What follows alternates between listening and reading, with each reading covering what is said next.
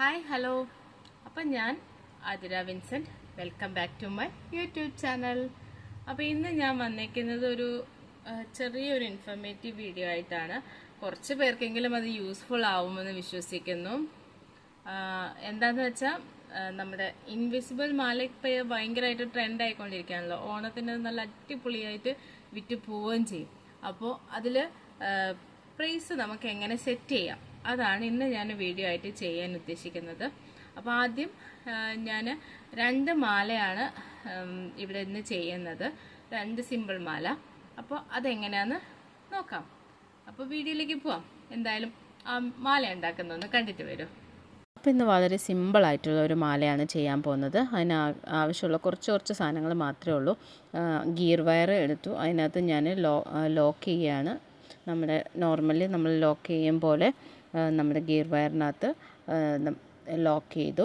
എന്നിട്ട് അതിന് ശേഷം ഗോൾഡൻ ബീഡ്സും പിന്നെ ഒരു ഗ്രീൻ ബീഡും പിന്നെ അതിൻ്റെ 2 സൈഡിലായിട്ട് നല്ല ഷോയ്ക്ക് വേണ്ടിയിട്ടുള്ള 2 ബീഡ്സും മാത്രമാണ് ഇതിലേക്ക് ഞാൻ മെയിനായിട്ട് യൂസ് ചെയ്യുന്നത്.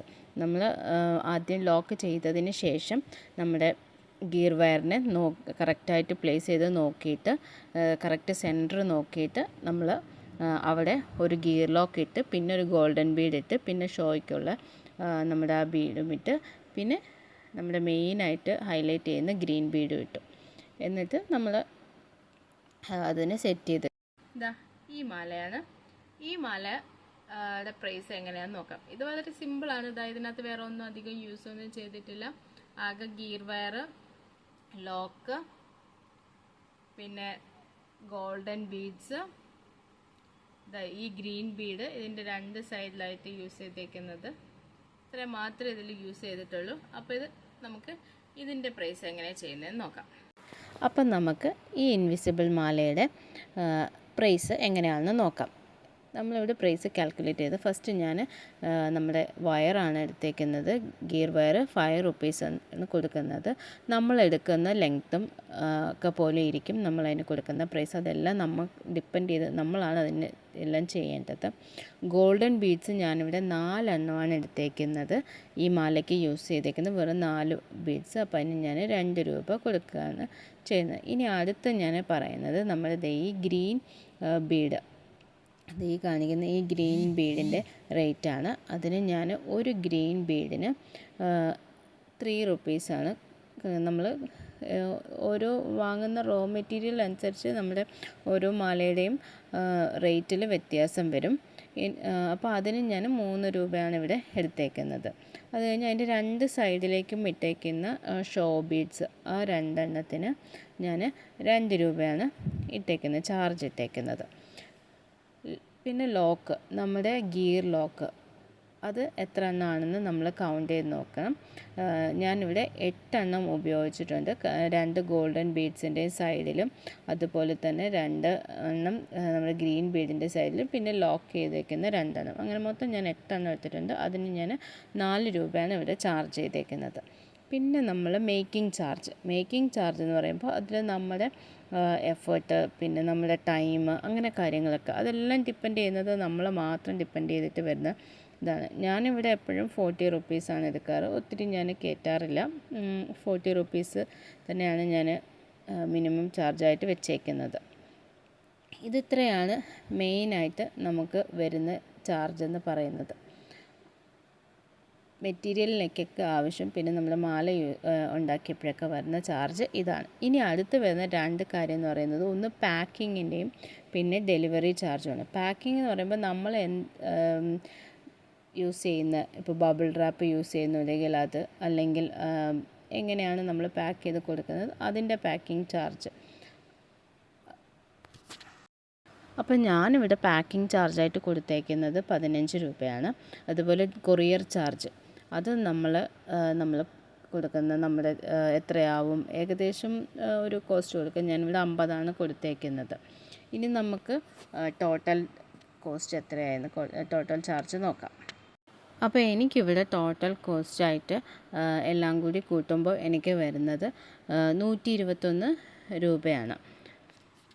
ഈ മേക്കിംഗ് ചാർജും പാക്കിംഗ് ചാർജൊക്കെ നമ്മൾ യൂസ് ചെയ്യുന്ന മെറ്റീരിയലിനെയൊക്കെ ഡിപ്പെൻഡ് ചെയ്താണ് ഇരിക്കുന്നത്. അപ്പോൾ അതിനനുസരിച്ച് ചെയ്യാം. അപ്പം നമുക്കിനി ഒരു മാലയുടെ കൂടി പ്രൈസ് ഒന്ന് നോക്കിയാലോ. അപ്പോൾ അതേതാന്നല്ലേ, ഇതാണ് ആ സാധനം. കണ്ടോ, ഇത് 2 ലെയർ ഇൻവിസിബിൾ മാലയാണ്.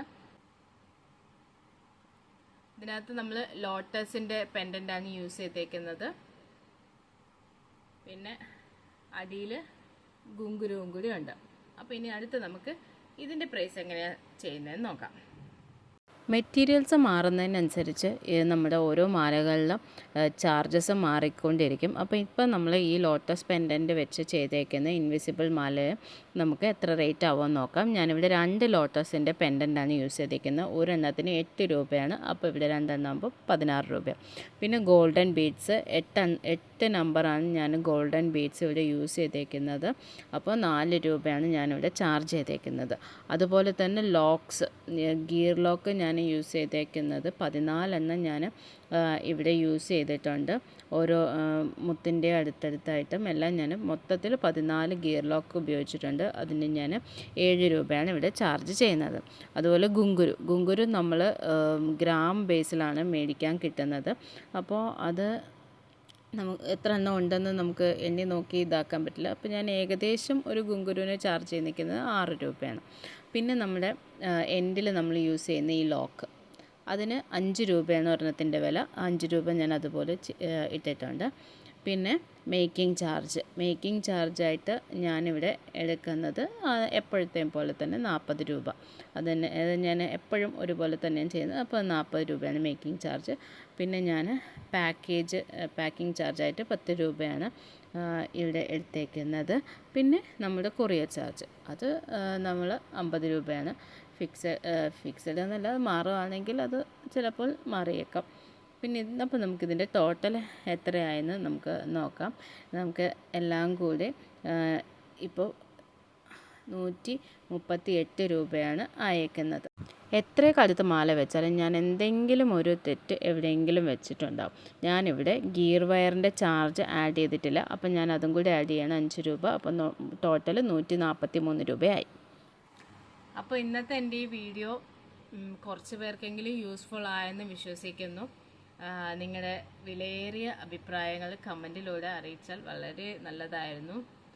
അപ്പോൾ എല്ലാവർക്കും ഈ വർഷത്തെ ഓണത്തിന് നല്ല സെയിലൊക്കെ നടക്കട്ടെ എന്ന് ആശംസിക്കുന്നു. അപ്പോൾ ഇതുവരെ എൻ്റെ വീഡിയോ ക്ഷമയോടെ കണ്ടതിന് എല്ലാവർക്കും താങ്ക്സ് ഫോർ വാച്ചിങ്. അടുത്തൊരു വീഡിയോയുമായിട്ട് ഞാൻ വരുന്നതായിരിക്കും. അതുവരെ ബൈ.